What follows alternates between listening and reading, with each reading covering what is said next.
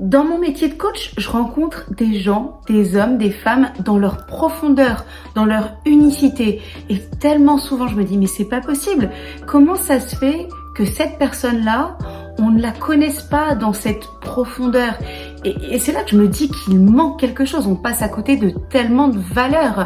Pour moi, c'est ça qui fait défaut aujourd'hui. Et plus que de faire du marketing pour faire connaître son offre. Et quand c'est comme ça, je veux parler aux dirigeants, mais plus qu'aux dirigeants, aux managers, aux RH, aux personnes qui encadrent ces collaborateurs dans l'entreprise. Et je me dis, est-ce que vous vous rendez compte de la richesse sur laquelle vous dormez, vous vous asseyez? À ce moment-là, je me rends compte que c'est ça le mouvement des apitiques que je crée, que j'ai créé, cette communauté. Ce sont pas seulement des gens qui ont quelque chose de distinct sur le plan des neuroatypicités. Ce sont toutes les personnes qui réalisent qu'elles ont quelque chose d'unique à apporter. Et imagine juste un instant qu'on arrive à faire connaître ces personnes, un maximum de personnes.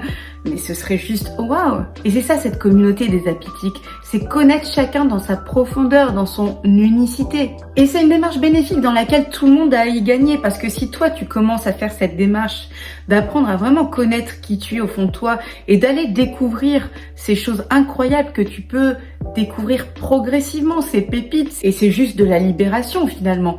Ça va être incroyable pour toi, mais ça va être exponentiel parce que tu vas commencer à parler, tu vas commencer à être libéré et les autres vont pouvoir aussi découvrir et en profiter à leur tour. Parfois, j'ai conscience que les entreprises peuvent s'interroger sur la nécessité ou l'intérêt d'investir dans le développement personnel de leurs collaborateurs. Mais moi, je peux vous assurer une chose, c'est que lorsque vous investissez dans le développement personnel de vos collaborateurs, non seulement vous ne perdez rien, mais en plus vous avez tout à y gagner. Tu ne changes pas la personne, tu amplifies qui elle est, tu amplifies sa résonance et sa capacité d'impact. En faisant ça, tu libères l'énergie créatrice, tu libères l'expression, tu libères aussi les relations. Parce que si on part du principe que chacun se découvre et aime ce qu'il découvre sur lui-même, non seulement il est dans le partage, dans la générosité, mais finalement, on enlève toutes ces histoires de jalousie, de guéguerre qui n'ont aucun sens dans les collectifs. Parce que quand je suis responsable de mon développement personnel, je suis aussi responsable de ma propre expansion.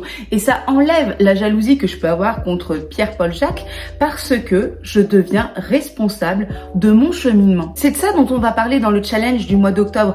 Mais ça commence à germer dès aujourd'hui parce que c'est un changement tellement énorme. On n'est pas habitué dans les collectifs ou même individuellement à aller si loin dans le développement de soi, dans la connaissance de soi, dans l'expression de qui on est et ce qu'on a au fond de soi. Donc ça commence petit à petit, progressivement. Ça doit s'expanser. Moi, j'ai pas la réponse à tout. C'est quelque chose qu'on va co-créer ensemble.